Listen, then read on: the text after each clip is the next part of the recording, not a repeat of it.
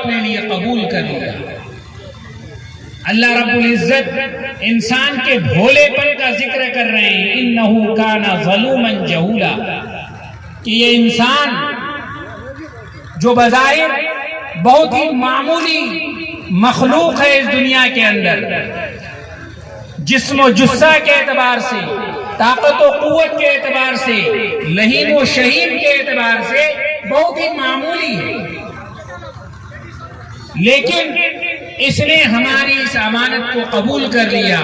انہ کان ظلوما جہولا۔ تو آپ بھی اسی وقت سبسکرائب کیجئے، پھر ملتے ہیں نیکسٹ ویڈیوز۔ نحمده ونستعینه ونستغفره ونؤمن به ونتوکل علیہ ونعوذ باللہ من شرور انفسنا ومن سیئات اعمالنا، من يهده الله فلا مضل له ومن يضلله فلا هادي له، ونشهد أن لا إله إلا الله وحده لا شريك له، وأشهد أن سيدنا مولانا محمدا عبده ورسوله الذي أرسله الله تعالى إلى كافة الناس بشيرا ونذيرا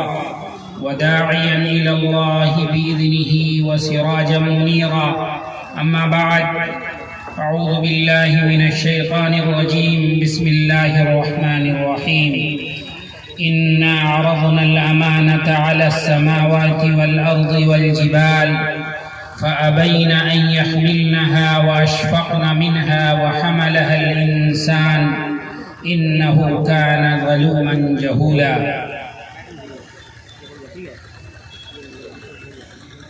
وقال النبي صلى الله عليه وسلم: طلب العلم فريضة على كل مسلم ومسلمة۔ صدق الله العظيم وصدق رسوله النبي الكريم، ونحن على ذلك من الشاهدين والشاكرين، والحمد لله رب العالمين۔ کی محمد سے وفا تو نے تو ہم تیرے ہیں، کی محمد سے وفا تو نے تو ہم تیرے ہیں، یہ جہاں چیز ہے کیا لوح و قلم تیرے ہیں۔ سامعین کرام،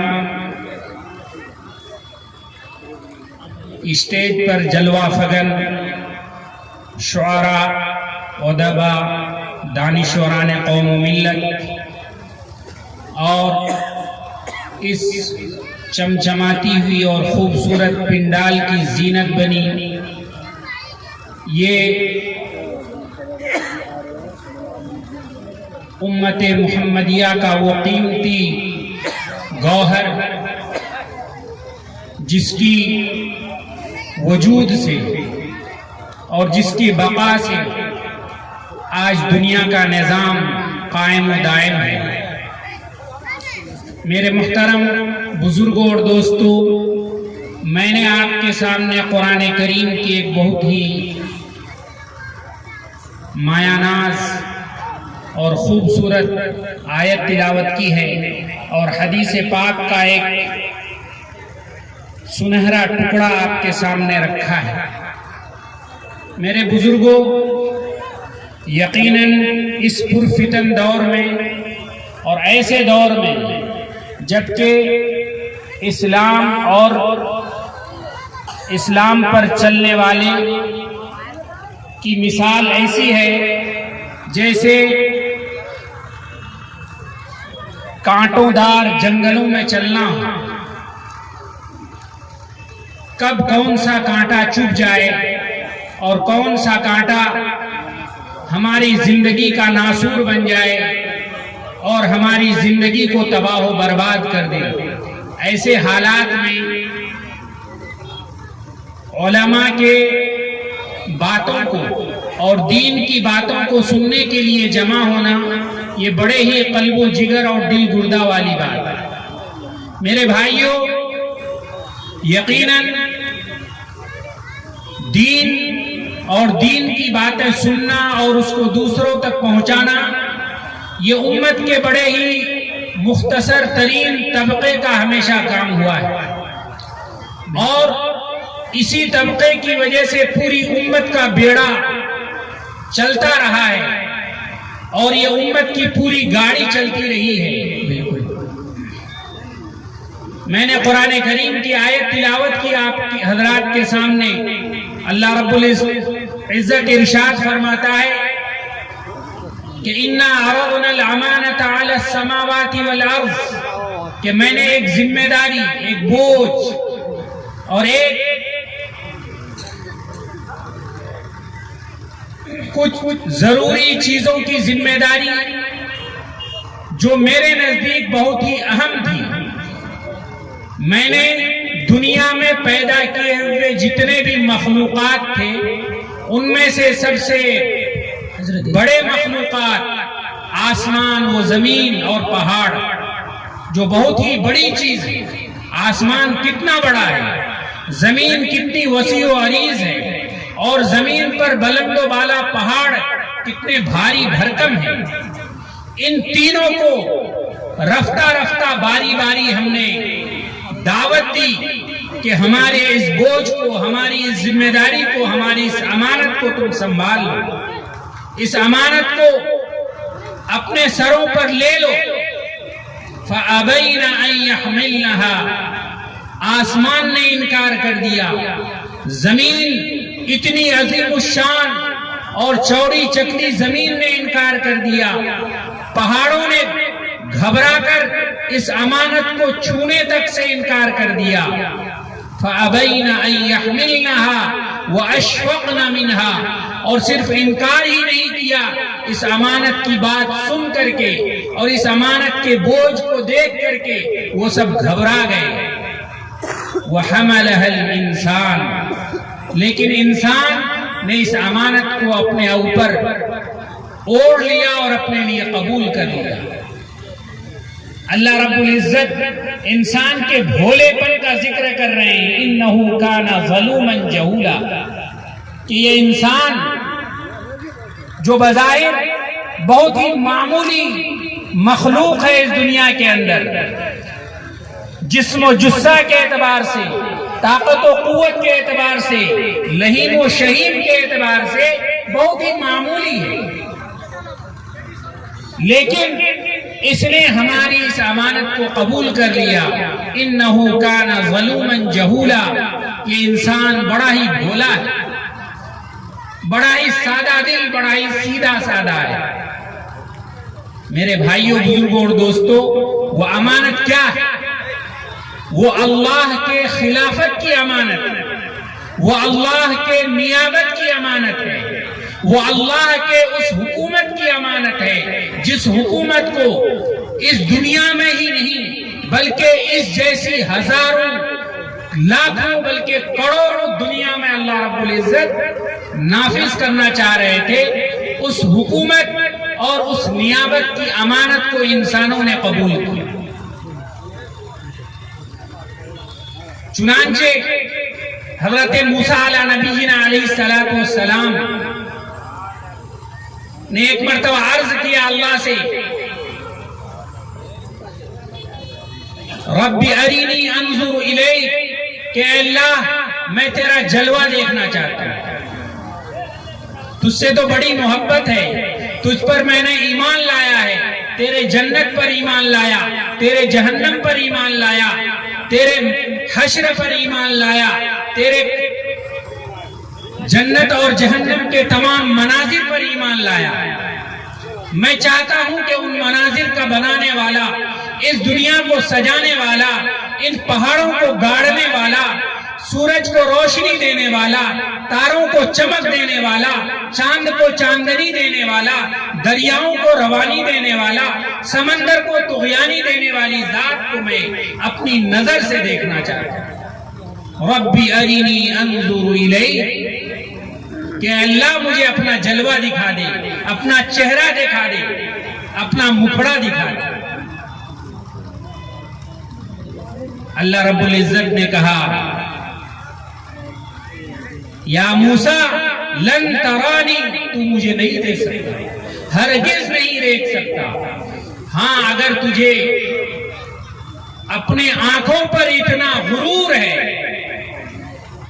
اپنی قوت بصارت پر اتنا فخر ہے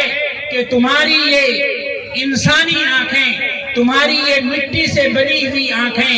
اس خدا کے جلوے کو سہ لے گی اور برداشت کر لے گی، تو انظر الی الجبل، طور سینا کی طرف دیکھو، جبل طور کو دیکھو، میری تجلی کا ایک چھوٹا سا جھلک وہاں نمودار ہوگا۔ اگر اس پہاڑ نے میرے تجلی کو برداشت کر لیا تو تم دیکھ سکتے ہو۔ آئیے حضرات سامعین، جس ہستی کا آپ کو انتظار تھا، جناب دل خیر آبادی، وہ ہم آپ کے بیچ تشریف لا چکے ہیں۔ انشاءاللہ 2 سے 3 منٹ کے اندر اسٹیج کے جلوہ افروز ہوں گے، اور حضرت مولانا علیم الدین صاحب مظاہری حضرت والا بھی تشریف لا چکے ہیں، اور حضرت مولانا عبداللہ سالم قمر چتربیدی تشریف لانے والے ہیں، اور جن کی گاڑی روڈ پہ لگی ہوئی ہے وہ گاڑی کو سائڈ کر لیں، اور بازار میں بہت زیادہ بھیڑ ہے، آپ پلیز اللہ کے واسطے پروگرام میں تشریف لائے، کیونکہ حضرت والا کا ایک پرزور خطاب ہونا ہے اور ہو رہا ہے، اس لیے آپ آ کر کے حضرت والا کو سنیں۔ تو حضرت موسیٰ علیہ نبینا علیہ السلام کو حکم خدا بندی ہوا کہ اے موسیٰ انظر الی الجبل فإن استقر مکانہ فسوف ترانی، کہ اگر یہ پہاڑ میری تجلی کے باعث اور میری چمک اور میری نورانیت کو برداشت کر لیتا ہے تو تم ضرور میرے تجلی کو دیکھ لو گے۔ لیکن قرآن کریم پھر اس واقعے کو تفصیل سے بیان کرتا ہے۔